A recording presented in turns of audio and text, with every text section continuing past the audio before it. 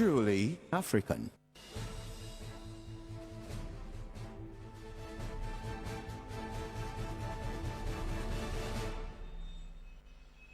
Hello, good evening. Welcome to the show. My name is Amma Pratt, and I'm excited to bring you the Wednesday edition of The Couch.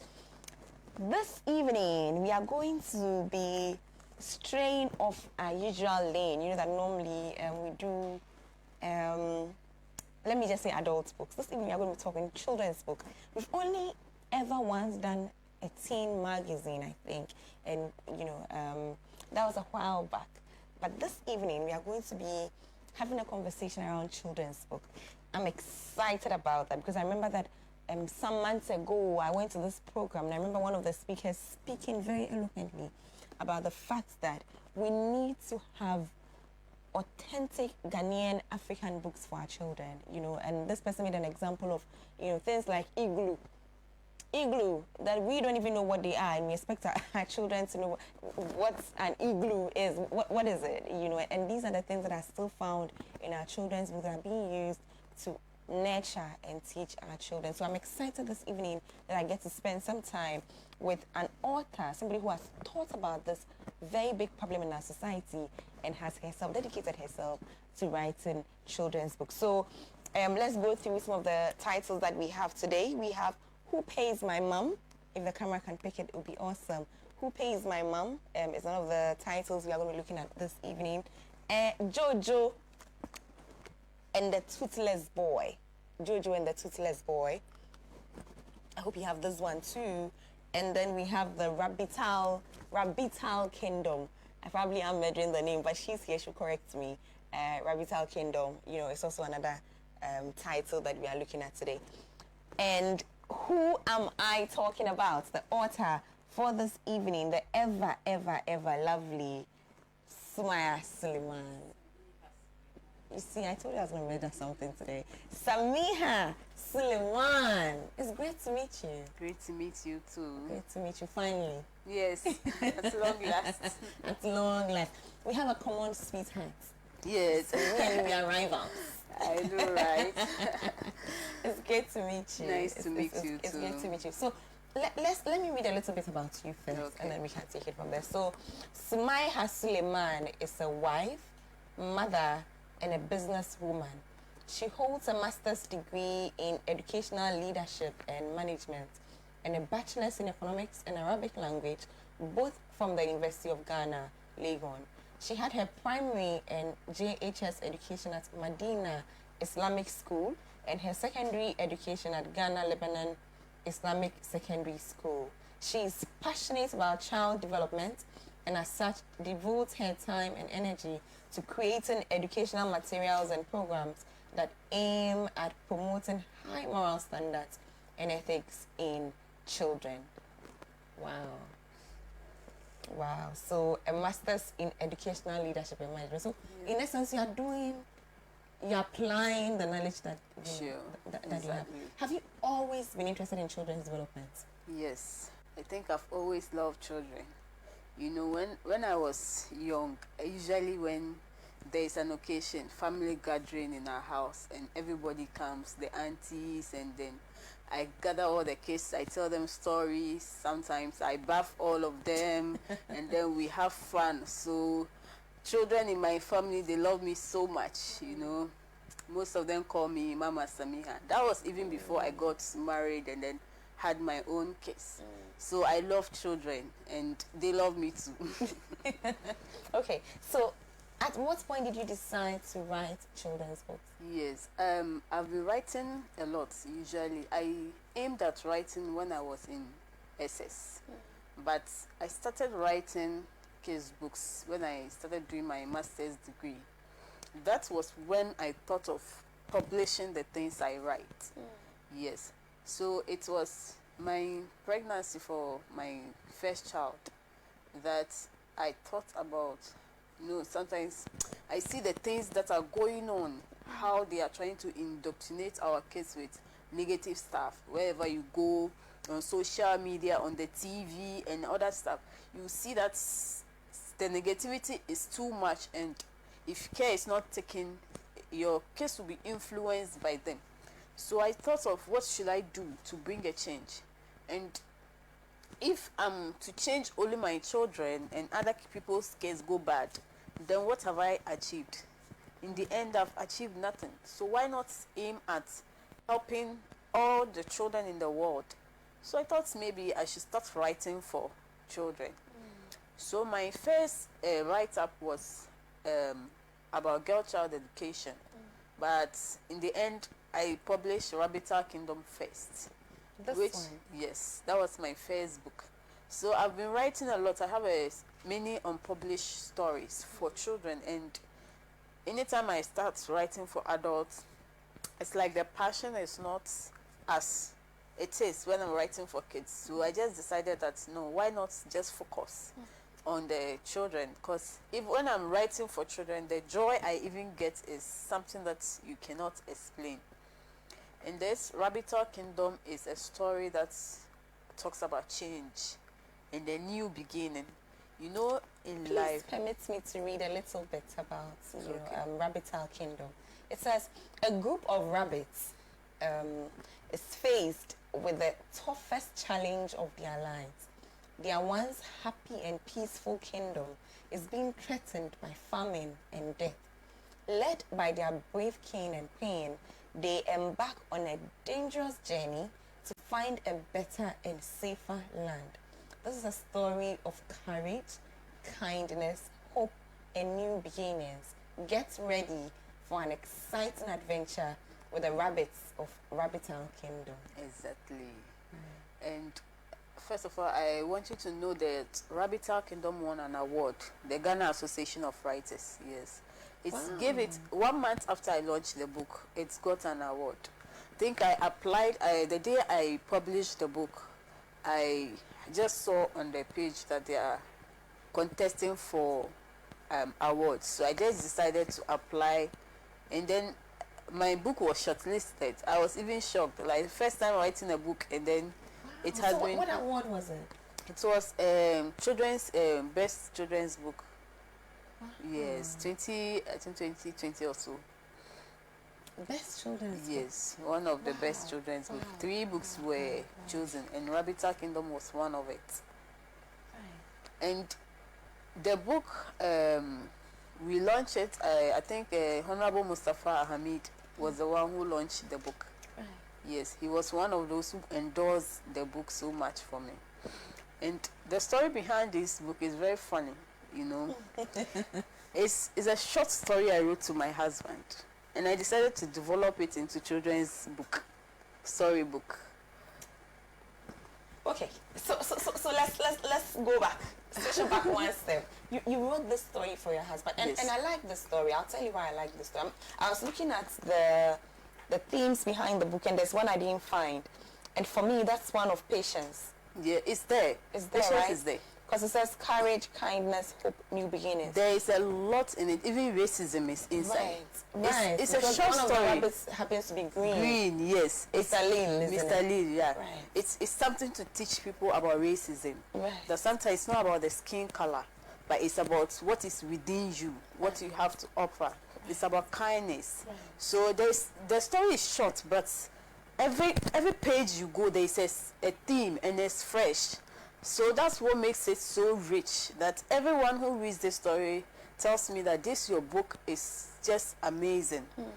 Because every aspect of the story has something to tell about our lives, and it reflects on us. Like you'd, especially when you find yourself in a very dark situation or very sad situation, and you read this book, you just feel it, because the message is just so powerful. Anytime you find yourselves in a challenge, you know that you might feel broken, but at that moment may be the starting point of your greatness. Right. So when you find yourself in a problem, you don't have to get discouraged, or you don't have to stay in the problem. You have to stand up and face it. And that's the moral behind the story. And people will read it and say, why did you write this for children and not adults? Because they have the perception that children don't go through challenges. And that's a very wrong perception. After writing this, I had to speak to kids, to know, understand them, and know that yes, children also face challenges, and some of them express themselves so well that you'll be marveled. Just at the book fair last week at the National Trade Theatre, I spoke to some of the kids to tell me some of the things that happens to them that bothers them a lot and affects them, and you'll be shocked.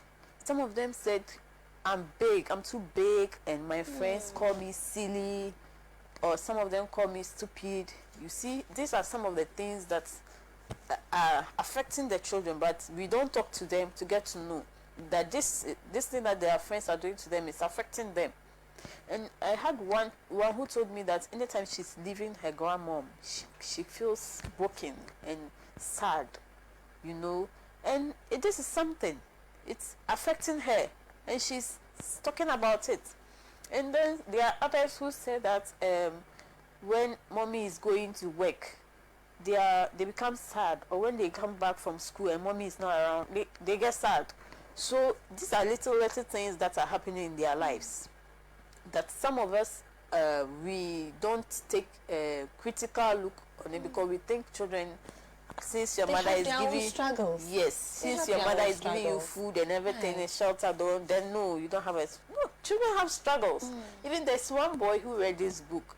He said he faced challenge learning. Like he will learn and he doesn't understand. But he told me that when he read the book, he feels like maybe there's something better ahead for him, so he's not going to give up. So children also have challenges, so they also need some kind of motivations in life, and this book is there to give children those kind of guidelines. And there's an aspect of the book also that talks about being obedient to your leader or your parents. That was where the rabbits, their leader told them you should all come together. And then one rabbit, yes, when the storm was so strong, come together, let's hold hands so that the storm will not be able to take us away. Then one rabbit said no, he would just other road. And usually when you watch Animal Kingdom, when the animals are in a group and then the lion is hiding somewhere, he doesn't attack the group. They never attack group. They only look around and they prey on the ones that are walking somewhere. Yes, all alone. So it tells us that sometimes unity is very powerful, and these are some of the illustrations that you do to make children understand the importance of unity. Because you see nowadays, because of our lifestyles, we think being alone is enough. We don't pay attention to friendship. We don't pay attention to family. And when there is a grudge or an issue, we don't think about how to mend it. We just say, oh, you can go to hell. Cut him off. Yeah, that's cutting off philosophy. And sometimes you don't need to cut people off. Sometimes it's just some little misunderstanding that you just need to talk about it. You just need to confront the person, have short conversation. Then sometimes you realize that it's not even what you are thinking. It's through the conversation that you will know that this is communication. These things happen. Sometimes even if the person is your enemy, if you confront the person, that's when you get to know that this is the kind of person I have to cut off. But any small thing now, you want to cut the person off, you might need the person one day. And it happens. People do that a lot. So this, our generation that think... we don't have any bridges to go back to the other side. Yeah, no. We've broken down all the bridges. Yeah, we are stuck on our side. All by ourselves, you know. I not hearing you speak, a lot of things in the book make a lot of sense to me now. I think that you are very deliberate in how, so and it's the best method, you know, when you want to indoctrinate, but you don't come at the person directly. Yeah. You sort of it grows on you. Yes. It's in there. You find it for yourself. It's there. You know. This is submarine tactics. Yeah. Because we don't have an option. The other people are indoctrinating our kids with what they think is okay. When you go to the TV, it's always music, dance. Yeah, people are doing well with it. Some is their talent. But is every child going to be a musician? Is every child going to be a dancer? So the kids have unique talent. We have to always look at our children and observe what's their talent. Then we build them towards it. We can't turn all of them into dancers and then musicians. Dancers at it. Can you imagine? If I teach my child to dance, you can imagine the kind of dance he would dance. You know. But yeah, okay. So let's talk about this book for a minute. And I always start with dedication. I love dedications. Yes. This book is dedicated to my daughter, Queen Safura Faisal Sise. My son, King Faisal Sise. 2 Faisal, 2 1. Yes, because the boy is Faisal, his father is also Faisal. Faisal. Yes. Sise. And all children of Ghana in the world, born and yet to be born, this one is for you. I love the dedication. So it's a children's book. Yes. That is dedicated to children. Yeah. Love it. Love it. Okay. So let's talk about the illustrations in the book. Who did it? The person is in Pakistan. You know, the beginning, when I started with this journey, I didn't know who to contact to help me with the illustration, the editing. It was very tough. Even my husband was even there to help me with some contact. No, okay. I thought he helped with the illustrations, and I've said, oh no. He helped me with some contact of people who could do the editing, and then. But then he didn't know anyone who could do the illustration. The illustration, I got someone to give me, somebody in Ghana here. He was charging me 400 for just one illustration. That time to, you know. Hold on. 400 cedis for one, like one. Yes. Like this. Like one picture like this is 400 cedis. One. Yes. And imagine I have 220 pictures. So you multiply 400 times 20 and the amount was just too much. And I was so desperate. I went to online, type illustrators. Then I saw some one website with illustrators. So let me give it a try.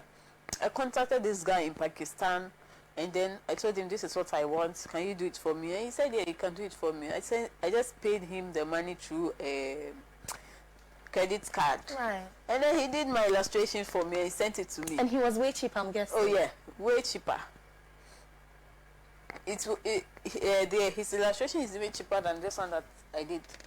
And this one, the reason why I use this is because I needed a Ghanaian to feel the Ghanaian setting, because he is in Pakistan. The way you design a woman in Pakistan, their hair, their dressing, it will not be the same as if you get a Ghanaian. So this particular story, I made him do illustrations for me, and I had to discard the whole illustration. Right. We'll get to it. I want us to stay here for a bit. Okay. Let me tell you that I love the illustrations, but now that you see that the person who did it is from Pakistan, I get it. Yes. Now you see the desert and stuff. Yes, I see the desert. You know, the landscaping is definitely not different. Ghanaian. Yeah. Definitely not Ghanaian. So it makes sense. Look at the windows. These are not, you know, your average Ghanaian. Yes. Windows. Yes. So yes, it makes sense to me now. But it's beautiful. Yeah, it's very beautiful, and I love it. I even want to write a story, animation story, and give him to do illustrations for me. I tried my possible best to explain to him about our setting, our culture. He would do illustration for me, black skin, but with curly hair. Like, it doesn't match, you know.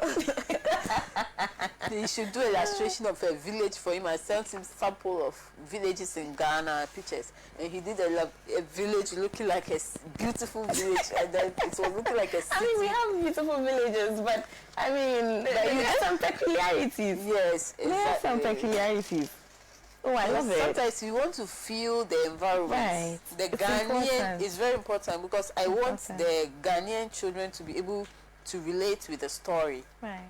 So if they see the illustration that looks foreign, like we are always watching Elsa and Anna, and then I come out to write a book and it's Adjoa is looking like Anna or Elsa. Imagine or Rapunzel. No. Enkoye, you get it. Okay, so let's talk about this. I also noticed that he uses color themes for the different pages. So, for instance, this green for the page where Mr. Lil is introduced. I see that. you know, so all of the different pages have different colors, Yeah. you know, based on the subject matter of that particular page. Yes. And I think that is beautiful. Is it something you asked for, or is it something he did by himself? Like this orange, talking about the desert. Yes. It's so apt, you know, like that blend of orange and brown. It's so perfect, you know, for this subject matter. Is this something that you're very conscious about? Yeah, every illustration I let him know what I want. So I give him a brief of how I want the illustration to be. Then he'll design it for me. If it's okay, then I approve it. If it's not okay, then I'll let him edit it. Beautiful. Okay. So now the themes of that. I feel as though we've already spoken about the themes in the book, but let's go back because you spell it out for us. It's here. It's a story of courage. Yes. Right? And by courage, I'm guessing you're talking about the king and the queen. Yes. Or also the people, because they were very scared. Yeah, the people, even the people, not all of them followed the king. No, some left. Some stayed behind. And that's it. In life, not everybody will see the light at the end of the tunnel. So you go along with those who believe in your dreams. Yes, and it's one virtue about leadership. You have a dream, you're selling the dream. Those who believe in it will follow you, and you go along with them. And that's how it is. It was his wife who recommended that they should leave the place. Can I tell you a secret? I thought that the reference was going to be on the fallow period, where you know that when farmers farm for a while, they have to leave the land for a bit. It's also part and come back to the land. Suddenly the land is... That's what I wanted to talk about. The wife, when she told them that they should leave the land and go somewhere else. Right. And then she also suggested that when they leave the land, it will give the land some time to regain its nutrition. Right. So that was what the woman told the husband. Right. And the husband also sat down and thought, there, this is a very brilliant idea. But they don't come back to the land. Well, from this story, where it ended, they didn't come back to the land. Yes, that means there should be a part 2. Yes, there has to be a part 2. Definitely a part 2. You know, I was writing a part 2 of this story. I don't know if it was becoming a novel. I can imagine. The words were just too much. You know, kids too. You have to minimize, right. You know, the amount of content you give them. But yeah, when I was reading it, that's how I thought it was going to end. I thought it was going to end with. But that by itself is also a lesson, isn't it? Yeah. Sometimes that doesn't go the way that you think that it would go. Right? And it's not always that you have to go back. No. Sometimes you just have to move forward. And that's it. And that's it. Move on. Just don't turn back. no, the future is brighter, you know, so keep going. It's in your front, not in your back. Yeah. Absolutely. Okay, let's look at this theme of kindness. The theme of kindness. The theme of kindness goes to where the green rabbit, where he met these strangers. They don't know him from anywhere, and he tells them a story about how his parents died in the storm. And then the mother, the queen, she held him tight and said, your parents are not dead. I am here for you. I'll be your mom. And the dad also said, I'll be your daddy. And the rest also said that we'll be there for you. So they hugged him so that he never felt lonely. And this is something that our Quran always tells us. Even our Quran doesn't tell us, it's warned us about orphans. It's warned us about orphans, and not once, not twice, many occasions, that we should be careful how we treat orphans. Because usually when a child dies, people are thinking about how to share the property of the parents, and after coming to cry, after the funeral, everything, everybody despairs. You are on your own. No one cares about you. So you have to struggle all by yourself. So this is just a lesson from that's the kindness aspect. You know the beauty of the green rabbit, Mr. Lil. Yeah. Help me with the name, Mr. Lil, right? Mr. Lil. Mr. Lil. The beauty about that character is that in the end, he helps them. Yes. Right? Exactly. By the end of the story, he is the one that actually helps them. The people who thought they were being kind to him, in the end, he is the one who actually helped them. Exactly. And I thought it was a beautiful twist to the story. Sorry. I mean, I don't believe in helping because you think that there's some reward. No. Yes. But oftentimes, that's what happens. Sometimes the reward doesn't even come from the person you helped. Right. It comes from somewhere else. Right. Because it's not always that you help somebody and they even appreciate it. Right. And that's why you help, not because you want to or somebody asks you. You are doing it because of God. Right. Because you're not expecting the reward from the person. You are expecting the reward from God. And if God is got you covered, why are you worried? Usually people will be like, I did this, and let him go. Or let her go. You didn't do it for her. You didn't do it for her. You were doing it for God. These are very important lessons for kids. Yeah. These are very important moral lessons for kids. You know, and it's there's I don't like to sound like a broken record, but the whole concept of newness, of strangers, you know, of how to treat, like you spoke about, people who are not exactly like us. Yes. You know, and if what we don't know has any value, right? Like we tend to look down on other things. Yeah. Exactly. So because it's different, it has to be beneath me. It has to be lower than me. It's not, you know, and the value that Mr. Lil had, you know, in the end, telling the child that the fact that something is different from you or doesn't look like you, or it still can have value. It still can be a very important thing that means. I love the lessons. Wow. And there's aspects where Mr. Lil has the ability to tame animals. I remember that. Yes. Yes, and it's a lesson. So sometimes you see people, you hear about them. Oh, this, like, it's in our human setting. Hey, this woman is very wicked. Blah blah blah blah blah. Then you go close to the woman and realize she's just amazing. Maybe she's honest, and people don't like people who are too honest. We call them blunt. Yes, too blunt. Or maybe no one is perfect, for straightforward. Or maybe something happened and she thought it's injustice and she spoke about it. So people said she's difficult. Or maybe she's principled. So these things happen. I used to have this lecturer on campus, Dr. Rabia. I don't know if you know her. She was on University of Ghana. She was somebody University of Ghana. Which religions department. Oh. She was somebody I really wanted to meet, like, because my father recommended, like, he once told me he wants me to be like Dr. Rabia. So that was in JSS. When I came to university, I wanted to meet Dr. Rabia wherever I pass. Hey, that woman. Don't go there, like, as if she is Mami Jata or something like that.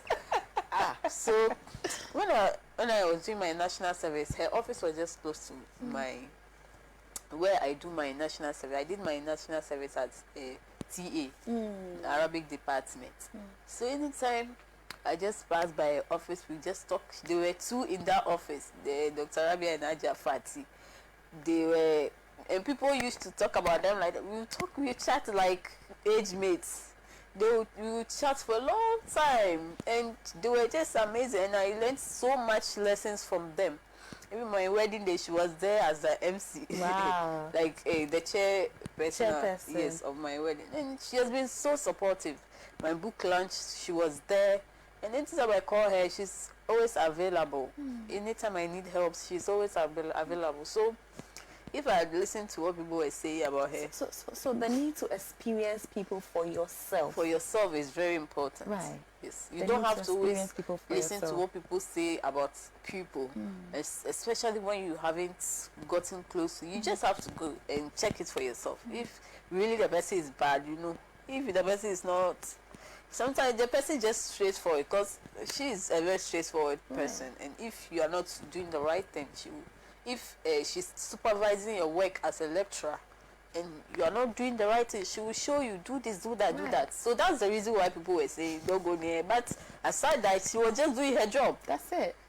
And also, people experience people differently. Sure. You know, the way that I may experience somebody may be completely different from how, you know, you may experience that person. For instance, I could meet him on a good day.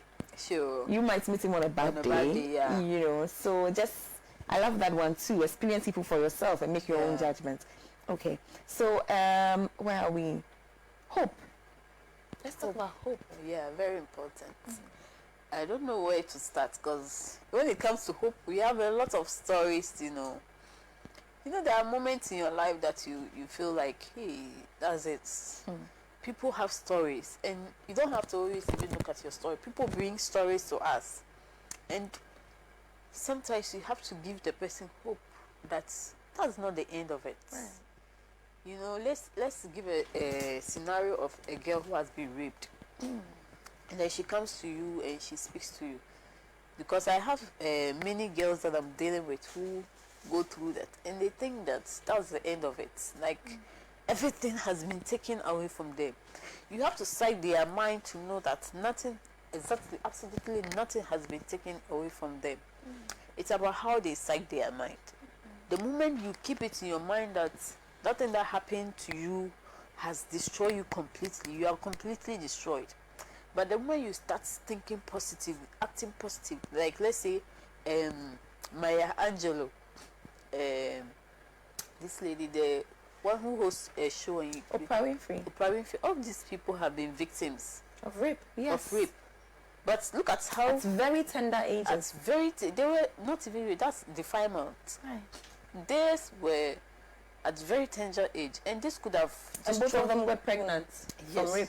Yes. Right. This is something that could have destroyed them completely. Right. Even Maya Angelou, it even turned her into a prostitute. But she came out of it and became one of the greatest women you can speak of on earth.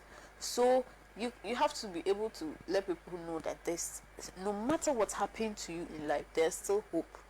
Sometimes it's there for somebody that you cannot ever forget. But doesn't mean that ends your life. No. Things happen to people. Divorce happen, loss of child happens, loss of your parents or your mom, loss of property. Sometimes somebody just come and steal all that you've worked for the whole of your life, or you just lose all your property, and then you just say, that's it, I'm done, I'm finished. When you have life, because it's the God who gave you those properties in the first place. The same God can give you more than that within a twinkle of an eye. Yeah, God can just do something. You see, there was this guy who rescued a baby on a story building, and that was his fortune. It changed his life completely. Lots of people came in to help him, the hero. So sometimes something small events in your life can just change your destiny completely. So why do you lose hope in God? Right. So, it's the same so if thing. something bad happens to you, you appreciate it as an event. Yes. An event, it's happened, it's gone, it's not your life. It doesn't define who you are. Not at all. It's not the beginning or the end, it's just something that Has happened. happened. So it's okay to be sad, but it's not okay to live in the sadness. It's okay. Anything, we are human, things happen to us, and you can be sad about it, but to live in that sadness is what is not okay. That's definitely not okay. And in the book, there's a lot of that. Yeah. Because they experienced famine, Yes. their land would not grow. Even when they left, they couldn't find any food to eat. Yes. You know, they went on for, and then long they also time. met And the bees, storm. when they thought they have arrived, then the bees also attacked them. They had to run away from the bees. They met storm Rotten on the food. road. They were eating rotten food. And even when they were getting closer to the real Sussex, some wild animal tried to stop them. And then you see human beings, as selfish as we are, they started fighting over rotten fruits. You know, that's when you see when the Satan wants to destroy your destiny, that's what it does. Just before The greatness, before. you bring something to distract Just you. before. And that's when you see people fighting. They will be fighting over small things. They forget that God has bigger plans things for are them. ahead of you. And they, instead of coming together, they were everybody selfishness. They started fighting over the rotten fruit. Then they still went in further. Then they realized that wow, it's not about rotten fruit. There's something bigger here. Juicy stuff is here. Yeah. Okay. So now new beginnings. I love new beginnings. Let's talk about that. New beginnings. I'll go first. Must have been yesterday or 2 days ago. I just chanced upon a video. One of these motivational speakers, and he was speaking to a very big corporation. So he had been invited into a huge company to speak to them, about attitudes and traits that build big industries. And he said to them that he had gone through a whole lot of nuggets, this. And then one of his nuggets, and I thought it was rather strange.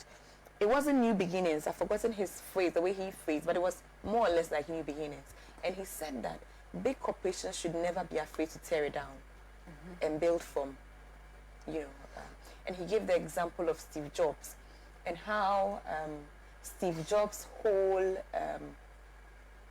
company, or his vision for his company, had been built around something, a theme. And then how a life event had changed his mindset. And because of that, he decided to sort of shift the focus of his vision and turn it around. And how he was met a lot of opposition, even from, he said, but we stand for this. How can we suddenly have to stand for that? Yeah. And Steve Jobs saying to them that if we don't tear this apart and build it if we don't mess it up ourselves, somebody else will come and mess it up for us. You know, and the repercussions of that. And I thought, that was very instrumental, use the right words. And how eventually Steve Jobs is Steve Jobs. Yeah. You know, how successful that he has become. And so when I saw that, I thought to myself, interesting. I had this comes up now. I used to sell long dresses, abaya. That makes sense. I see the fashion right there. Look at your dress. Right. So you were doing well. I started with my sister. We were Pearls of Paradise. We sell abaya. Pearls of Paradise. Yes. Oh, I love it. We sell abaya, and it got to a point people are not buying. And the business used to be very good. We were really getting profits. And that time too, my sister was traveling to Kuwait, so I was alone. And that was the time I was pregnant. We used to do, one sometimes she wear it and I'll be the photographer. And then other times I'll wear it and then she'll be the photographer. So when I was pregnant, I was the photographer and then she was the one wearing the model. Now she's gone and I'm pregnant, just alone. And they're not even buying the abaya again. So I was stranded. I discounted the dresses, reduced the price, and people were still not buying. I even took it to the cost price. People were still not buying. So I decided to distribute the abayas and then start the jewelry business. And now the jewelry business is doing so well. Wait, you give out the dresses? I give it out to people, and then like started charity. What? And I started with a jewelry business. A jewelry business? Yes. With jewelry business, nobody needs to wear it for me to snap picture. I just put it on the dummy. I snap my picture. The model. You know, I wasn't the model. And it wasn't heavy. Right. So it was just like God said, maybe there's something better for you. So you leave that one and do focus. And still, the jewelry business is doing well. And now I even sell gold jewelries too. Wow. I have a page on Facebook, Instagram, and TikTok. And I've been selling from online. It's like 5 years now. And people have gone to know me, jewelry business online, because my jewelries are very quality, they don't fade. And now I've gained the trust to the extent that now people give me money to buy gold jewelries for them. So for me, sometimes you want something, but it's just not good for you. So you have to just give up and then start afresh. And so, but it's not an easy thing to do. It's not easy, but sometimes it's really not an easy thing to do. Some people will tell, don't give up. But you are saying the thing is not working. The thing you are doing is not working, and you are saying don't give up. Like, how do you? Because it's a very tricky one. This one is tricky. It's tricky. At what point do you decide that, it's not about consistency? And even today I made a post about consistency. Yes, consistency is a good thing. It pays off eventually, right? Yes. And patience is a great thing. It's a great virtue. Delayed gratification is everything. So at what point do you know that, Charlie, this is not one for consistency. This is not one for first you don't succeed, try again. I really understand. At what point do you know that, Charlie, this one, dear? Sometimes it's about knowing your purpose. Like book writing. If you are not consistent, you give up. Every single day you have to inputs. Every single day. Because if you are not, care is not taking, you give up. Something that every day you have to read over, edit. Every single day you have to read, edit. And every day you see a mistake, you have to correct it over and over and over till you feel like, enough is enough. Right. And now you are going to start marketing. It's not easy. Writing a book is not easy at all. But you have to be consistent. You don't have to give up, because you know your goal, you know where you are going. And you have sometimes your purpose in life. I don't know, there's this cartoon called Master University. I don't know if you've seen it. It's a guy, there's this like monsters, they have a talent, but the guy doesn't have the talent. He said no, that's what he wants to do. That's not who you are. You have to discover who you are first. He said that's what he wants to do. But at the end of the day, he was able to mobilize those who have the talent and make them appreciate their talent. And he was the one who was able to make them utilize their talent to their best of abilities. So he's not the talent, he's a manager of other people's talent. Exactly. Right. So you have to know your purpose. So in the end, he kept trying, it's not working, you kept trying. That's not who you are. I can think of a few musicians. Yes. At this point. I can think of a few. Yes, sometimes you have to know who you are first. My sister is an artist. Okay. She was there one day, like, I will let her draw you, inshallah, by God's grace. Yes, she can draw you the way God created you. Like, you will be wondering if she used her hands on it. So one lady contacted her that, oh, she wants to do this, do that. My sister should coach her on her career. She never told my sister that she wants to be an artist. So my sister coached her and told her she should go to school, she should do this and that. Then the next moment she was posting pictures of arts, like digital arts. Like my sister, she doesn't use digital, she uses her hands. She said, this girl came for me for counseling. We discussed it before I realized she was selling artwork. She's already an expert. Yes. And I said, don't just ignore her. She'll give up soon. Within a few weeks, she gave up because that's not her purpose. Right. The advice they gave was to master your own purpose. Look at yourself. Why did God create you? That's one question we should ask ourselves. So if I believe that God created me to write kids storybook, and I see somebody doing art or doing very nice music, that's not what God wants me to come and do this way. Why should I be jealous of the person? Right. And say, by all means, me too, I'll go and do that. Right. So you see. I think that sometimes you are swayed by success. So because somebody is doing it and is being successful at it, or because somebody is doing and it looks easy. It looks easy, yes. The person has made it look easy. Yes. Meanwhile, you don't know. You don't know the struggle behind it. You don't know. Right, then suddenly everybody thinks, oh, but this is easy. I can do it. I can do this. And everybody rushes there. Meanwhile, like you're saying, it's not for you. Yeah, it's like just like the dresses business. Because to a point, everybody was entering into the industry. People were selling dresses online, and even those I was buying from, one of them, she too, her business collapsed. So do you know what she did? She turned her store into she was selling this rubber, takeaway and those things. A boutique. She turned the boutique into sometimes you have to be smart. Reinvent yourself. Yes, that's business for you. Now you know what she has now. She has divided the store into two: boutique here, rubber shop That's here. all. And I can imagine the rubber shop is doing very well. Both are doing well now. You know, initially a lot of people, it's like in economics, market entry, where somebody is doing a business, and then people say that, hey, this business, everybody wants to enter the market. So now if everybody enters the market, you have to few customers, and then the suppliers are many. So at the end of the day, those suppliers will not get the kind of market they want. So what happens? The suppliers start falling. Right. Then it will remain the real gurus. Right. Those who are meant to be the gurus, they will stay in the market and they will do the business. Right. So that's how it is. Right. I love this concept of new beginnings. I went to a hospital one time, a long time ago. I was sitting in the hospital waiting for my turn. You know, these days in crowded hospitals, just waiting for my turn. And a little girl, came over to me and started having a conversation. So, and in those few minutes, this girl told me so much, right? And I think her main concern was, I think the parents wanted to move or something like that. And she was very concerned about it, So I realized that, wow, kids can be afraid of change. Yes. I think I maybe mentioned that as an example. Yes.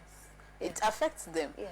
They have to change their school, change their friends. Even adults are afraid of change. Even adults, Even I don't know, when you are moving from even a woman when you are getting married, some people cry. Right. Because this is a change. You be with your daddy treats you like a pet, mommy shows you love, you're now going into a new family you have no knowledge of, and the man you know but you may not know. because when you are getting married, it's different from when you are not married, you know. So you are getting into a different home. You are wondering how they are going to treat you. You're not thinking about pregnancy. Hey, I heard it's painful. All this anxiety. Right. That's why most brides cry on their wedding day, especially when they are I taking. thought it was tears of joy. No, sometimes not tears of joy. It's fear and anxiety. Right. So this sort of eases kids into the concept from the beginning, to let them know that it can be good. So they hope, you know, that there's something good coming. Then Right. you'll be positive. Right. Okay, let's talk about race. Oh, actually, I think we have spoken about racism already, haven't we? Yes, yeah. We've discussed racism. Are there other themes that did not find themselves at the back of the book? The themes, Patience. there are many. A lot of themes. Yeah, there are A many. lot of themes. A lot of themes. Abdul Mumin, you know him, GTV. He reviewed the book, and some of the things he saw in the books myself cry when I hadn't even thought about yes, some of the themes he saw. I mean, off the top of my head, you know, and this is of course it's me. I'm the only person that can find this theme in this children's book. But it's also about just the equality of the sexes, isn't it? Yes. You know, exactly. the way the queen was able to influence, you know, and it's very important. It's very important, especially for a high performer like a king. Even our everyday men, they don't listen. Yeah, it's very, very important. How much more a king? Yeah. You know, allowing the queen to influence his decisions. Sure. So that he can change all his plans. Yes. Because, and I think it's important for children to be exposed to the concept of equality early. Sure. Right? Very, very Very important. early. The concept of women also being intelligent and knowledgeable. Of course. Right. So I really liked that, you know, theme in the book. But also hard work, no? Yeah, hard work, because without hard work, even the new place they got, they needed to invent new style of farming so that they can sustain themselves. So hard work was very, very important too. And like you said, togetherness. They need to always stay together. You know, right. Concepts of listening to your kid. Endless. And let's talk about your writing style. I always like to do that. Let's talk about your writing style. What style do you adapt? Because those are children's books, so you have to write in a very peculiar, you know, way. What would you say about your writing style? I think the writing is very fluid, simple, and very, very easy to understand. And that's one of the biggest challenge in writing children's book, because sometimes you have to even change the words. Sometimes I have to Google easier way of writing. You know, you use a sentence and you realize it's too long, so you want to cut it into pieces, make it short for them. Other times the words you think is too big for them, you have to reduce it and use easier way. It's not easy because you have to come down to their level. Right. And that's what makes writing kids book difficult. People think because you're writing for children it's easy, but it's not easy as they think. You have to come down to their level, their understanding, make sure that when they read it, they'll be able to understand it. So the writing is very, very simple. Is this one that's a bit... I use you are going to get there. I have to say this, and you actually give us a glossary at the back, you know. So there's difficult words and phrases like nest, like fertile, exhausted, invented, decorated, to hold back one's tears, you know. And then there are questions. You have questions, 12 questions, you know, for the kids once they've why are the answers though? No, they will produce the answers. That's why I flipped. I was looking for the answers. I was like, where are the answers? They will produce it. Their teachers who would guide them. Absolutely. Sometimes you allow them to choose the answer because they think differently. I remember I had this program with children at the read camp at Medina. So luckily for me, when I took the book there, some of them had read it already. So I wanted them to give me their own understanding. Realize that each of them understand the book, the story differently. So if you give them answers, you're not allowing them. You're limiting them. Yes. To also you're limiting them.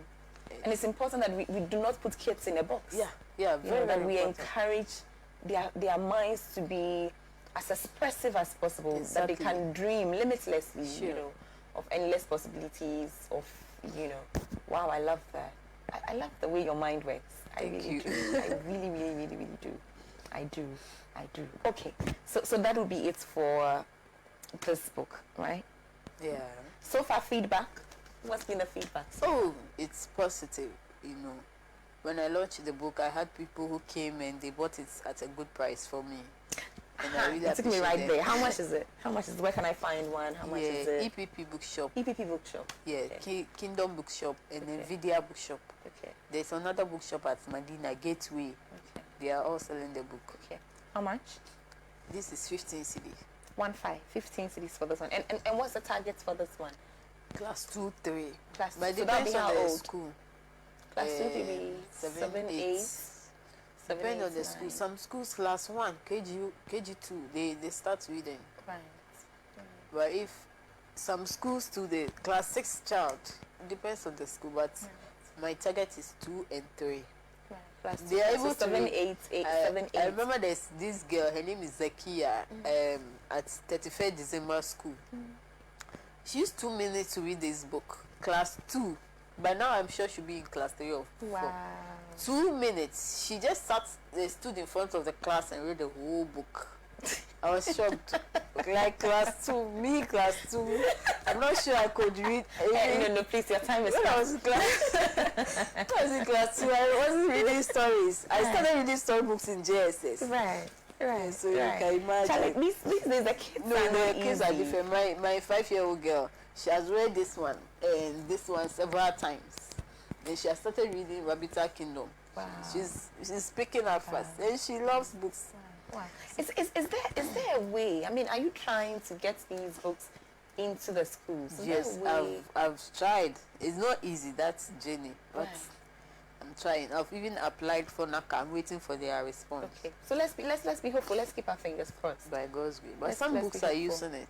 Okay. Few schools are using it. Okay. And I really wish I can get this book in every school in Ghana. Right. Yes, I want to target Ghana first before. We take it outside. it We out. take it outside. Good on you. And I realize that you're your own publisher. Am I wrong? Yes, yes. Wow. Yes, because I want to track my progress. And when you give it to other publishers, sometimes you don't get the kind of feedback you want. So you have to do the work on yourself. I do the legwork. I go to schools, I explain to teachers, and I get some people who try to market it for me. If you have a dream, you don't give it to somebody to unless Be the champion of your own dream. Yes, but yes, if I get a publisher that is very good and they can market the book for me, why not? I will gladly accept it. Right. I remember some time ago I went for this workshop for this writers and then illustrators, and I met this woman. She's from UK. She works with a publishing company. You know, as a young writer who has just started writing, I showed her Rabbital Kingdom. I showed her the book. I gave her a copy. She took it home, read it, and then came for a feedback. I said, I need a company in UK to publish this book for me. She said, let me tell you a secret. The book is very good. If you give it to us, we will steal it. That's what she told me. So work on your own and then make sure you get it out there. I was shocked by her reply. She said, if you give it to us, we will steal it. That's what she told me. Wow. So I said, then I'll work on it. Well, at least she's honest. Yeah, she's honest at least. Yeah. She's Wow. been honest with me. Right. She told me to publish it myself. Work on it yourself and Yes. get it out there. But it costs a lot of money, doesn't it? I'm Yeah. sure that I'm saying a little bit, but let's have this conversation. Yeah. It costs A very, very costly. Right. Yeah, I want to thank my husband and Honorable Mustafa Hamid. yeah. Yes, Honorable Mustafa Hamid has, he was the one who sponsored. Our sweetheart, our husband first. Let's go. Sure. Oh, you want to do Honorable Mustafa Hamid first? My husband is number one. But obviously, Mustafa Hamid is the one who employed him. So, Right. yes. But he gave me the support. Without him, at least, even I started Rabbital Kingdom, I didn't even know how to go about things. After writing the story, who check do the design for me, editor. He gave me editor's number, and good enough, he worked with EPP bookshop, so he had the experience. Because he doesn't have time, like by now my book is gone, it has gone far, but I'm just trying my best. Don't worry. So, Your best is all it takes. Yes, that's all it takes. Your best. So he gave me the guidelines. He gave me the opportunity to also go in. Without him, I can't see his boss, of course. Of course. He's the PA of his boss. So I took the Rabbital Kingdom. When I took it to his boss, he went home, he read the story, the whole story, and even did his critique on it and said, when he just read it, he said, we will launch this book. Nice. That's so nice. So then we launched it, and then I did this one too, the same support. So I want us to take a break, just so our viewers can go and drink some ultimate natural mineral water, and then we'll be right back. Stay with us. We have other books to get through. Don't go anywhere.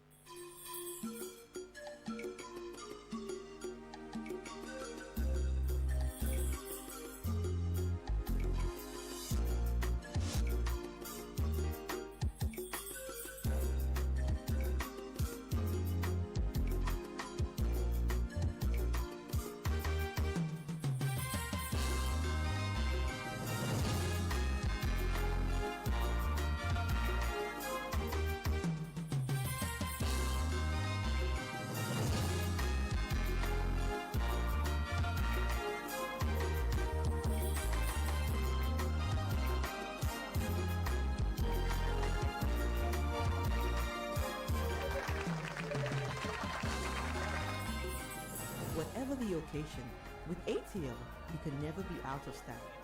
ATL, bringing fabric to life.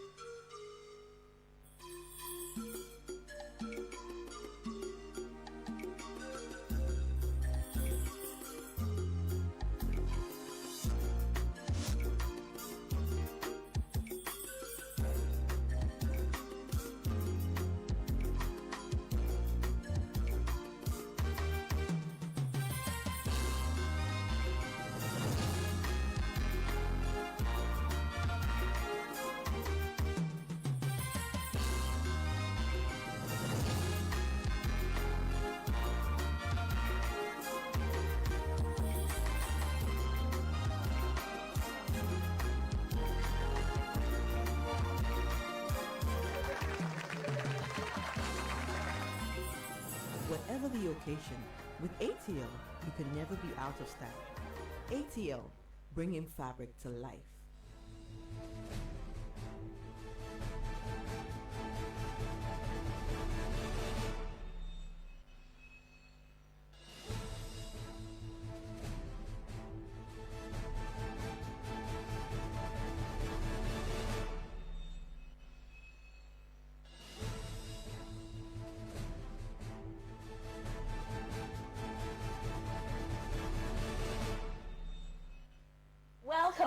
Welcome back to the show. This is The Couch. My name is Amma Pratt. This is the Wednesday book review edition of the show, and today we are having conversations around children's book. We have been graciously joined in the studio by Samiha Sulleyman, author of children's books. We've just been reviewing Rabbital Kingdom. This book has loads and loads and loads and loads of values, moral values, for your kids, in a very nice way. So, yeah, this one. Now, the one we are going to be reviewing is this one. Who Pays My Mom? Ta-da-dan, ta-dan. Who Pays My Mom? Listen, this is a conversation. This is a conversation. Now, this is an adult conversation. It's the first one I just, because I was interested in how you are going to break this one down for children, right? For kids, yes. And you start from a comment by, is this Sister Akos or Auntie Akos? That's how it started. Yes. So somebody says something to a child. So the book is the child processing the information that has been given to him. So first he takes it from Auntie Akos or Sister Akos. Let me be sure. Auntie Akos says something about his mother to him. He listens. So the book is him processing everything that Auntie Akos has said from his own perspective, looking at his mom. You know, so Auntie Akos says your mom is, you know, just to bring viewers in, your mom is a jobless woman. Yes. Your mom is lazy. So he's just looking at his mom through the lenses of joblessness and laziness and reviewing everything she does and determining for himself if indeed his mom is jobless and lazy. Very interesting. Very interesting. And you think children can relate to this? It's very interesting how people think this is a feminism agenda, but it's not. What if it is? I mean, yeah, even if it is that, so be it.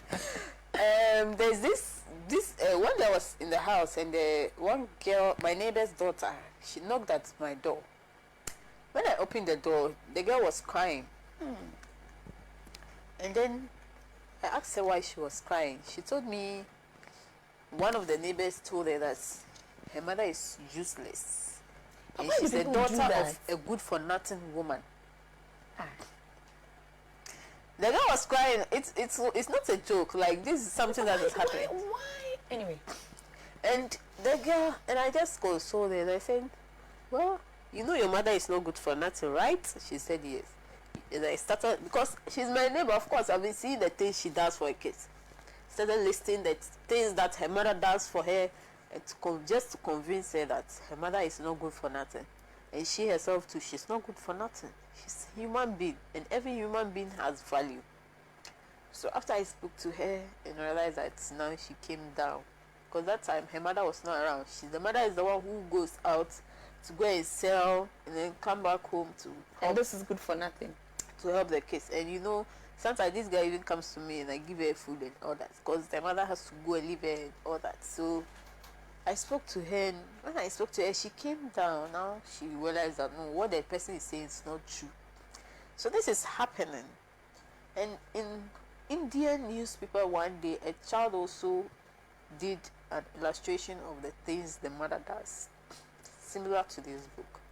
And the thing went viral because there's this perception that housewife, people degrade, you know, she's just a housewife. Why just do you have to? People ask you, what do you do? I remember those days when my sister used to be nurturing her children. Those times she was not doing anything. All she did was to take care of her kids. So she said anytime she meets people, they ask her, what do you do? And she said, oh, I'm a mother. They be like, you know, that kind of. I've been home for 7 good years. I've never worked in a corporate institution, but I can bet you, maybe my monthly salary is more than somebody who is working, because I saw jewelries online, and I have more than 10,000 followers on my page. People do their wedding, they come to me, I sell jewelries to them. I'm writing books, I'm also getting something from it. So I'm trying my best to combine all this with taking care of my kids. And I meet someone, the person asks me, what do you do? I say, I write books. And then I'm like, and I said, I'm a mother, I have kids. I have 3 kids. Then you ask me again, and then, like, what do you want me to tell you? Like, you want to tell you that I'm a pilot, or I'm a like, writing books is not job. And then what? People need to appreciate people's choices. Seriously, it's serious. Hey, wife is not easy. You wake up, you work, and the work never finishes. And then somebody asks you, like, what do? You say you're a wife and a mother, and they ask you, and then, like, it's interesting. They want to hear that you're an astronaut. Maybe they want to hear, yeah, something like that. And it's very sad that we degrade such an important role. A lot of men abuse their wives because they don't work. they see them as burden, and they say it with their mouth. Like you go to work, you come back, what have you been doing in the house all day? And, you know, some of them do that. And somebody is taking care of your children. 2, 3, 1. It's not easy. The child will mess up things, you put it together, you are teaching her how to talk, you are teaching her this, that. You are cleaning, you are cooking, you are doing all this, and then somebody will come and ask you, what have you been doing all day? Like, is it not annoying? And some countries pay women for being housewife. I think Venezuela is one of those countries. And some countries are doing advocacy for governments to pay women for deciding to stay home to take care of their kids. Because, funny enough, you know, housewife work is not recorded in GDP. I can't get over the pilots. I'm so sorry. Sorry. I'm here wondering why housewife is not recorded in the GDP. Oh dear. Yeah, meaning housewife is not work. Wow. And GDP is what? Gross domestic product. Right, GDP. Yeah, and if you want to measure the progress of economy, it's one thing you measure. But here's what, right? we pay what's it called? We pay nannies, don't we? Yes, yeah. That's somebody's full-time job, somebody's profession. Mm-hmm. We have nanny agencies. Yes. That is people's jobs that they do, and we pay them. We have people that clean homes, and that's their full-time job. You go to a cleaning service, you pay them. And a cook. A chef is paid. That's somebody's job. A nurse is paid. A nurse is paid. That's somebody's full-time job. A teacher is paid. Full-time job. You have and then you are somebody who combines for you are everything of these roles. Because there's a part in the book that I wrote. I remember that. The boy said. Right.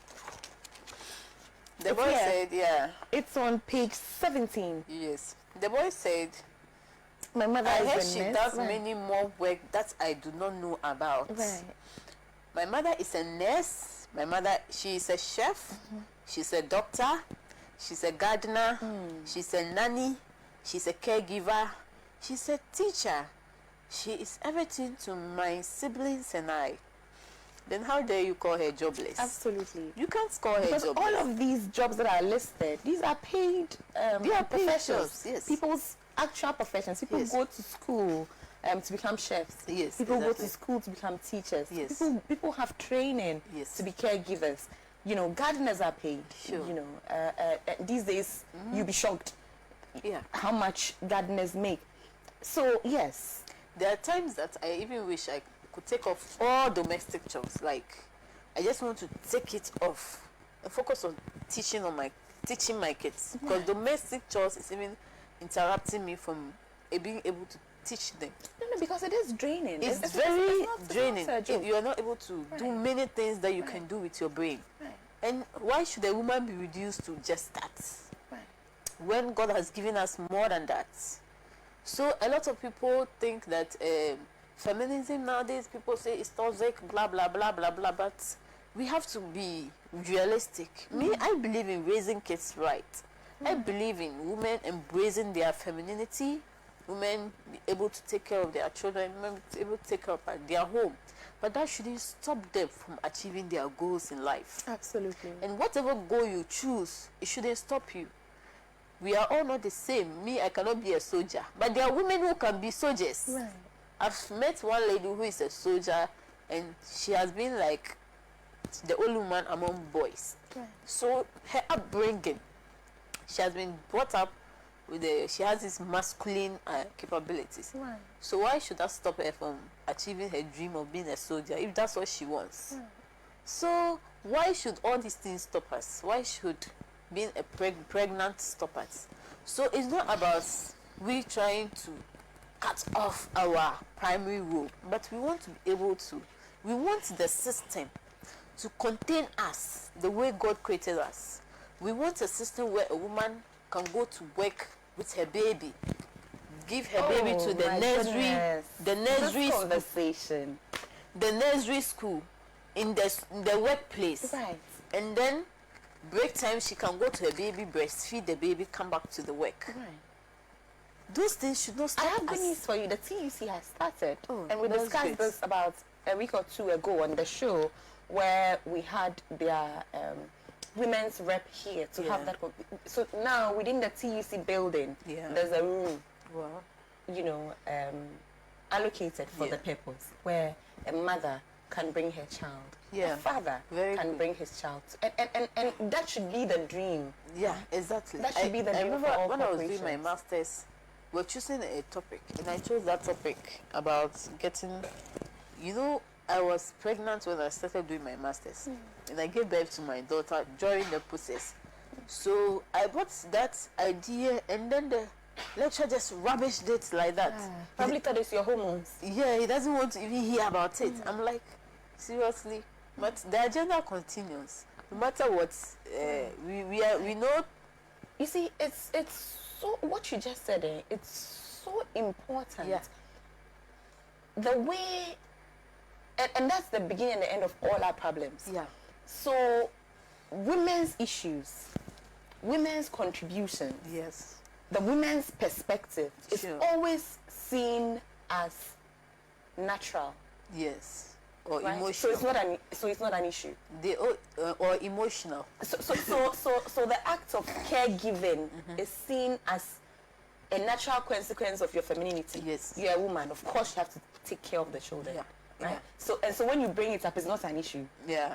Why are you talking about it? Taking care of your children. That's how God created you. That's know. what you are meant Some to do. people even think pregnancy. Right. That's how God created. So you shouldn't speak. Why are you talking about it? So I've heard people say, for instance, endometriosis, this thing that affects men in their menses, and they can't, you know, they can't live, they can't exist, they are not productive. And I've heard people say things like, you're a woman, you're having your menses. What's the issue? But this is a serious medical condition that not all women experience. Yes, exactly. It's a very peculiar, you know. So when it comes to our issues, somehow they are never issues. So I'm sure the lecturer is probably thinking, nursery. Nursery. And you want to use that for your thesis. Thesis, yeah. And funny now, Isn't that a domestic issue? a lot. It's not. I'm not the only one. A lot of women come with the same issues, the pregnancy and all that. And they muster their courage to do their masters or PhD with these conditions. So what women? Why not make it conducive? No, these are big issues because listen, at the heart of our existence is the woman. Yeah. Right? At the very heart of our existence, our humanity, is the woman. Of course. So any issue that affects the woman goes to the heart of our existence. Exactly. Without it, all of this ceases to exist. Yeah. So, I mean, I do not understand why we continuously, you know, sort of relegate women issues, Yes. relegate, And which should actually be the big the issue. sad thing is some women The gatekeepers. Oh my God. The patriarchal gatekeepers. Today I saw one woman speaking about marriage, that a woman is supposed to suffer in marriage, a woman is supposed to endure all kinds of things in marriage. That's the only way you get Jannah and blah blah blah blah blah. I'm like, okay. That's why you get what? Paradise. Okay. Because you're supposed to suffer and get the paradise. Right. And where did you get that mentality from? God created marriage institution, gave rules. These are rights of women. And if you look at rights of women in Islam, if today you are going to say, give me my rights, in Islam, pale, most of the men will vanish because they can't. Especially looking at our system here. The Muslim woman has so many rights that she has been denied. Even today, if you divorce a man, you're supposed to take care of all the needs of the kids. School fees, food, everything. Today, when a woman divorces a man or a man divorces his woman, the woman has to become the man and the woman at the same time in the life of the child. Even when the father is alive, the father is supposed to pay all the bills, everything, including accommodation. So why would we as a community, we haven't given women their rights based on the religion? Then you ask me, why am I a woman advocate? because I'm a Muslim woman, I shouldn't be a woman advocate because Islam has given us everything. I say, when Islam gave us everything, did he give it to us? Right. If you had given it to us, I will not be an advocate, because women come to me with their stories. I listen to them. I know this is not right. There's one sister, Kubra Diamonds. She also listened to women and she posts their stories out there. And some of the stories are just so pathetic. In Islam, a woman, your father needs to take care of you. If your father is not available, your husband, any close relative, if any close relative is not available, the government has to take care of you. If the government is not available, the Islamic institution in that community must take care of you. Do we have that in Ghana? That's the question. We are all on our own. If we are so secured, we will not be fighting for any rights. But are women secured in this country? In other Arab countries, you can never rape a woman. You not even start it. Women are being raped in this country every day. Kids are getting pregnant, teenage pregnancy. If you see the statistic, you cry. 12-year-old, 14-year-old kids are getting pregnant every day. And in our religion, you dare not impregnate a child. It's even worse that way. They will kill you if really they're going to implement go the laws. by the law. Yes. So all these things, you are not implementing them, and we are finding strategies of making sure we are okay and comfortable. You say, no, she's a feminist, and then that word feminist, then they hear it, hey, that's the devil's advocate. But everybody is fighting a man. We are feminist and proud right here. Oh, yeah. So you have some very interesting questions that I want us to attempt to answer in the end. Now, it says, why did Auntie Akos call her jobless? I think we've answered that question. Yeah. This concept of the woman's role is natural. You know, taking care of a child is natural. Yeah. Cleaning the house. Why are you not a woman who even knows how to do all these things? Yes, or enjoys doing it. Some women just don't enjoy cooking. Some don't enjoy it. They just do it for doing sake. Right. And there are some men who are actually very good at cooking. Yeah. And enjoy cooking. Yes, they are there. Me like this, I don't like washing. I don't feel shy to say it. Right. And I will not force myself to be washing. I can't do it. I can't use the whole day washing when I can use the whole day writing. Because it's time consuming. So you have to outsource, get someone to do it for you, or you get a washing machine. You know, there's nothing wrong with outsourcing as a woman. Right. You can't do it all by yourself. No, you can't. No, you can't. This is my attitude towards domestic work. I insist that there's no shame in it. There's absolutely no shame in, engaging in domestic work. In fact, I do it, right? I've had conversations around you sweeping, and I find it ridiculous. What does that even mean? Just what does that even mean? You're cleaning your own house. I mean, where's the shame in that? But in the same breath, I understand what you're saying. That sometimes you need that time for something else. Exactly. Right. And it's also somebody's livelihood. That's somebody's job. I mean, why? We can't all do everything. Only you want to do everything. That's why you earn some. The same somebody way can I was also saying, earn something. I wish I can even put domestic chores and teach my children. My daughter, she likes reading. She's always on me. Mommy, teach me. Mommy, sometimes I want to go and do something, but she can even be on me till 12 o'clock in the night. And I wish I could just put everything aside and just sit there and read to her or teach her the whole day. The whole day. But I have to put this need, a very important need, aside just to do other things. You see. So if you are very capable, you have money and you can outsource, why not? Absolutely. You should pay other people to come and do the work whilst your wife do other things. Right. So they can also earn a living. So that's the important thing, isn't it? Division of labor. Sure. So society perpetuates itself, right? Everybody gets something. Everybody earns something. And we are all happy. And some will say, oh, she's a lazy wife. She doesn't know how to do this. She doesn't do this by herself. Sometimes there's this woman. That's the next question. Why does she call her a lazy woman? There's this woman. The woman, I don't want to mention it. She owns school. Many branches in Ghana here. Sometimes I was with this group of ladies who were talking about her. That I don't know her personal life. I only know her from professional point of view. And the woman, she doesn't take care of her kids by herself. She doesn't clean. She has house helps doing everything for her. And they were like trying to degrade her, and I just chipped in and I asked her that if she was spending all her time cooking clean, do you think she can be able to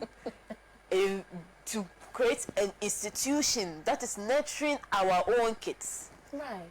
Because she has many branches of this school at a lot of places, not even one. Right. And you wanted to spend her time. That's a beautiful purpose, to be teaching our children. Right. And I'm not sure she will not train her kids too. She will definitely make time for them. So sometimes you have to know, who are you as a woman, what you want, what you want to achieve. Your purpose? What's your purpose? Because usually they will tell us, oh, when we talk about our prophet's wife, the first one, Khadija being a businesswoman, Right. and a very successful one at that. She has employed many people, both men and women. They say, hey, she's still a housewife. I say, housewife, yes, she cooks for her husband, and that's cool. But she, at alongside, she has been able to achieve something great, which she wants to remove that personality from who she is and focus on her being the housewife. We need her in that box, that housewife box. We have to put her There, inside and then the cooking aspect, that's the only one that matters. She has to enter the box by fire. Meanwhile, she's not just that. The prophet's wife, Aisha, she's narrated most of the hadiths we read today. Right. She's a scholar. So the women around our prophets were not weak women. Some of them were even nurses. When there's a battle, they are the ones who take care of. They were doing things outside being wives. Some of them were scholars. Some of them memorized the whole Quran. So how dare you tell me that's all a woman is? Right. Right. You know. So that answers the next question. Are all the things she does not work? And we've Exactly. answered that question. It is Yes. absolutely It's work. work. Absolutely work. And there's one thing we need to acknowledge as women. If a woman chooses that she wants to be a housewife, take care of her kids and nurture the next generation, that's a choice. Right. You have to respect that. Right. And respect her for making that bold decision. If she also chooses a career and she wants to balance the two, we should also respect that and respect her for her decision.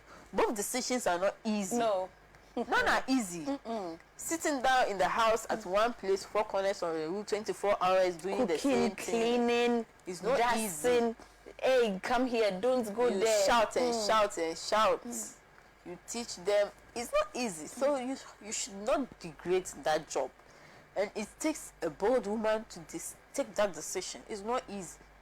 There was a time I wasn't doing nothing, like no writing, no selling, nothing. I was depressed in my own house because I felt like I can't just be doing just this. Is this why I went to University of Ghana for 4 years? Yes, and some women are comfortable. Somebody like me, I can't be happy if you put me in that corner. So me, before I married my husband, you know, there are men who will come. Some will say they are Islamic color. If I realize that you are not the type of man who would let me further my education, I will not choose you. And I will not. We need progressive and men. I'm not We need apologetic. progressive I men. was not apologetic about that. Wow, so our sweetheart won. Oh yeah. Our sweetheart is the correct one. Me, I know that. I know that I our wasn't sweetheart is the apologetic. correct one. I needed a man who would Right. support my dreams. And when we got married, he realized that I was even considerate, because sometimes he'll be the one pushing me, go and do this. I say no, it will be too much. I want to be able to get time for the kissing. So I said, why if you do chinchina in Campo, you even go and get a woman who will say, no, I won't even stay home and take care of the kids. And then at the end of the day, she's Right. out there doing all her own things. Right, So right. Let's look at these questions. It says, is this not what hardworking people do? What does Auntie Akos want to see my mother do again? yes, Oh, exactly. even the child is frustrated. Pilots. Please don't start. It's very easy. Right. Yeah. So it's just this concept of the formal sector being work, and the informal sector not being Not work. being work. This I That's think ideology. is what it is. Okay. So now this question: who pays my mother for the job she does? That's the rhetorical question, and that's where the debate is. So who pays her? Do we consider domestic work as work that is that needs rewarding? Is it work that? No, you see the problem of mothers and paying them. people think it's ridiculous or absurd or insult to even talk about paying a mother. Because if you look at the sacrifices mothers make, no amount of money, the value of what they do, can compensate them. But do you know that no amount of money can compensate teachers as well? Oh no. God reward is in heaven. Can we compensate our teachers for teaching us to become who we are? Do you know that no amount of money can compensate the doctor who saved your life? Do you know that? So we have to appreciate people for the work they do first. But yet still, they need to eat. They need to be comfortable. They need to be able to take decisions in their lives. And they need money to be happy sometimes. They need to go a day off for holidays. She needs to go for spa, some staycation, some treatment, you know, all these things. You need money. Have some time with a girlfriend. Yeah, exactly. So it shouldn't be just mother without all this. So some countries, the government themselves, they give women some allowances for being housewives. Some men, few of them, give their wives a monthly salary aside this thing, housekeeping money, which is very thoughtful. And so these are some of the things we should promote. And then we always say that when the child grows, they'll take it. What if I die before you even go? No, but you see, that thing, I always ask the question, how well are you taking care of your parents? Yeah, that's exactly. I always ask. Exactly. That talking that we always give them. I mean, sometimes by the time you even become successful, they can't even enjoy their lives. Who really? Who? Unless I don't know. We have to start. Who really is taking care of their parents the way they took care of us? They can't. You can't. Nobody. You can't. If you are lucky that God gives you lots of money that you can buy a house and a car for her, get her maid and blah blah blah blah. That's a little compensation. By that time too, they are old. They can't even enjoy it the way they have to. So we have to enjoy our lives now. Right. As parents, it's important that we don't lose ourselves. Exactly. There's a book we reviewed a couple of years back, and the woman had dedicated her whole existence to her children, and at the end of the day, she was asking herself, where did the time go? Exactly. But she realized that she had no identity, she had no life, she had nothing, and her children were all leaving. They were grown, they wanted to go out. They all marry. Sometimes they will not even call you. And she was left by herself, not knowing what to do with herself. You'll be alone. If care is not taken, you'll be lonely in the end of the day. And you see, the thing is also that if that's your reality, you tend to resent that rule. That's why, you see, I believe in balancing everything in life. You can't give your all to your career whilst neglecting your kids. No, absolutely or your not. family. You can also give everything to your family and neglect your career, yourself, or even your own self. And whilst having kids and having career, you have to also take good care of your health. You have to take care of yourself, so you don't get up losing your own self. No, but you can't give from a place of emptiness. You have to be full. Yes, to be able to give. Yeah, exactly. Right? Exactly. Right. Because right now when I'm sick and maybe my husband is not there, he has traveled because his work involves a lot of traveling. And then I'm sick, who will take care of the baby? Absolutely. You see? Absolutely. So you're gorgeous baby, by the way. Exactly. Okay. So all of these questions end with this one. Do you know how hard your mother works at home? Who pays your mom? Isn't that a little too radical for kids? This question. Who pays your mom? Do you want to start World War III in people's homes? You know, at the book fair, one guy came. Who pays my man? He was with his wife. He was so angry. Exactly. He said, when the ceiling is spoiled, I'm the one who fixed it.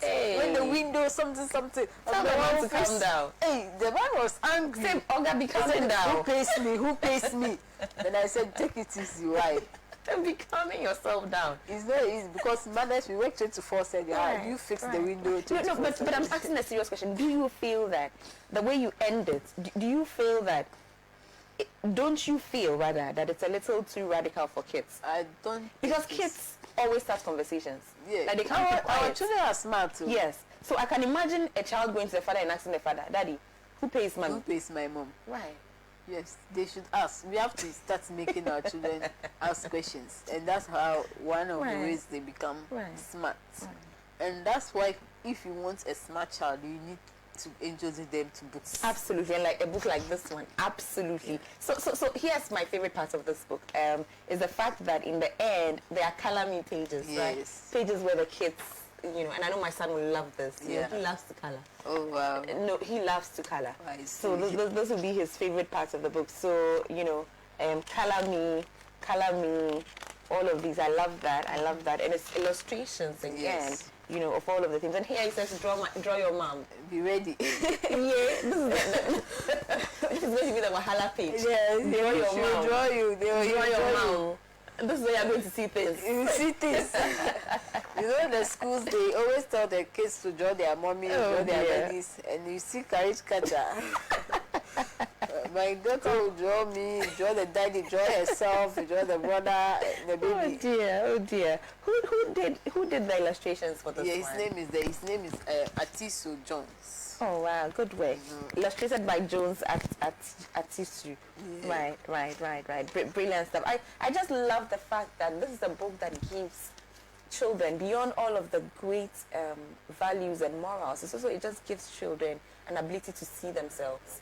Yes. They can black kids with kinky hair, mothers that look actually like their mothers, sisters and brothers that look like their sisters and their brothers. And I think it's important. It's very important. I had a little kid say once, a close person's child said to me, because he always mentions a certain child's name when he comes home. So I said, is that your friend? And he said, no, he's not my friend. I said, why? He said, he's too black. Uh-oh. And that was an oops moment for me right there. Like, that's oops. so pathetic. Right? That's an oops moment.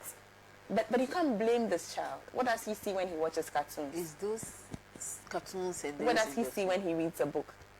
So even as a child that's growing up in Ghana, he questions who he is. It's by very virtue of what he sees. There's this, it was like a survey that was done. The black child, they put in a white doll and a black doll, both the same design, just the color is different. Which one is a beautiful doll? The white one. Everybody picked the white one. Which one is the ugly doll? The black one, right? Which one is the wicked doll? The black one. And that was what scared me the most. Right. When they asked which one is the wicked doll. Right. And the child said the black one. Right. Just because of the color of the skin. The child thinks that so the black doll this has child to be wicked. Indoctrinated that way. Right. We have a problem. Very sad. We have to do a lot for right. That's one reason why I prefer to even target the kids. Right. That's where we have to start. Because if a child grows up with such mentality, we are in trouble. It's serious. We are in trouble. Very serious. And which is why what you do is amazing. What you do is amazing. I want you to not stop. Please keep at it. And if there's a way to get, all of these books into our schools where our kids can have easy access to them, that would be awesome. That would be awesome. It's one thing if mommy buys it for the child. That's great. That's wonderful. But it's also another thing the child is actually, it's part of their recommended, exactly. And other artists need to start thinking about, some of these. It's very important. Very, very. Very, very important. So just to end, if people want copies of these books, EPP books, Kingdom Books, and then Vidya Books. They can also contact me. Right. Give us your number. 0264 703897. Give it again. 0264 703897. Absolutely. People contact her directly and get your copies. It's not expensive. It's 15 CDs. 15 CDs. Come on. In this dollar times, 15 CDs is nothing. So please use the number, reach out to her, buy these books for your kids. Thank you for coming. Thank you Please so write home much. so you can come back for other conversations. I will. Absolutely. Thank you for watching our show. Please use the number. Please go get these books for your kids. And engage them, read to them, have conversations with them. You never know what your kids are thinking until you start a conversation. And I keep saying this, there's no greater conversation starter with kids than books. Have a lovely reading time. I'll see you tomorrow. Bye.